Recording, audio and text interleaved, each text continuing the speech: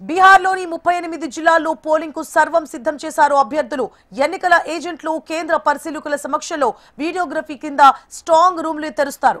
రాష్ట్రంలోని 46 కౌంటింగ్ కేంద్రాలు ఏర్పాటు చేశారు. ఓట్ల లెక్కింపు ఉదయం 8 గంటలకు ప్రారంభమవుతుంది. 243 స్థానాలకు కౌంటింగ్ పరిశీలకులను నియమించారు. మొదట పోస్టల్ బ్యాలెట్ ను లెక్కిస్తారు. ఆ తర్వాత 8 గంటల 30 నిమిషాలకు ఈవీఎంల లెక్కింపు ప్రారంభమవుతుంది. ప్రతి కౌంటింగ్ లో హాల్లో ఈవీఎం లెక్కింపు కోసం 14+1 టేబుల్స్ ఉంటాయి. 14 టేబుళ్లలో ప్రతి టేబుల్ పై ఈవీఎంలను లెక్కిస్తారు.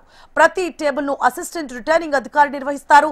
ప్రతి టేబుల్లో counting supervisor, counting assistant, micro observer ఉంటారు. బీహార్లోని 243 అసెంబ్లీ స్థానాలకు 2 విడతల్లో పోలింగ్ నిర్వహించారు. తొలి దశలో 65.09%, రెండో దశలో దాదాపు 69% ఓట్లు పోలయ్యాయి.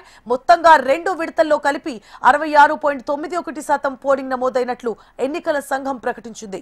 మొదటి దశలో మొత్తం 18 జిల్లాల్లోని 121 నియోజకవర్గాల్లో ఓటింగ్ జరిగింది.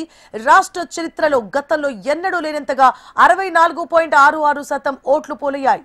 గతసారి ఎన్నికల్లో 57.29% పోలింగే నమోదు కావడం విశేషం.